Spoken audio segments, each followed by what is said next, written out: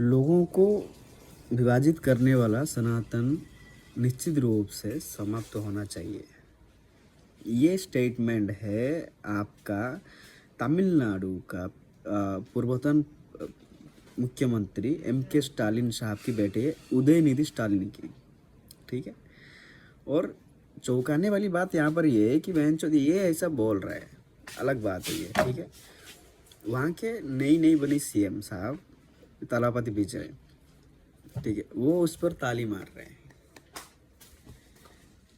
अबे यार, मैं मानता हूँ कि south is pure different from north and east and the west. I know that betterly because I'm living in South and I know what is the real culture of South India. There is no religious concept for each people. There is only humanity and the development. I know that quite goodly, but that means not you have to go against a religion that holds majority in the nations. That's the truth. That's the point of the now.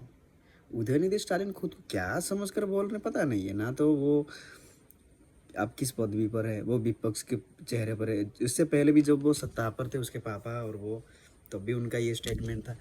पर इतना नफरत एक धर्म के खिलाफ, जायज़ है कि राजनीतिक कारणों से हो सकता है, या राजनीतिक विषयों को लेकर, या राजनीतिक एजेंडा जो बीजेपी अभी इस वक्त कर रही है उस वजह से भी हो रहा हो, लेकिन इतनी नफरत तो होना नहीं चाहिए। उसे हमेशा के लिए ख़त्म हो जाना चाहिए। कौन करेगा ख़त्म? गांडू, मेरे को समझ नहीं आता ये सब, मतलब क्यों चल रहा है ये सब कंडा, क्या जरूरी क्या है?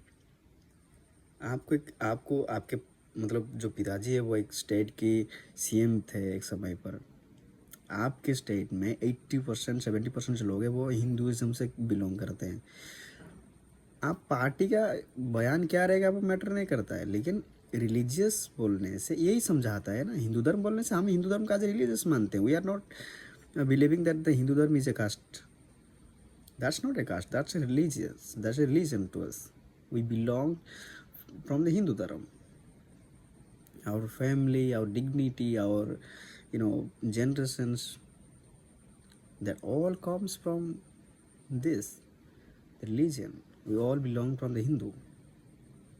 So ये सब चूतियापंती इनको समझ नहीं आएगा यार। ये बहनचो, इनको क्या दिक्कत है इनको ये पता है नहीं है।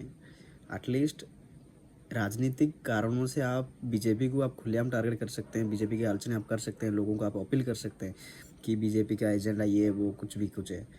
लेकिन हम जैसे लोग जो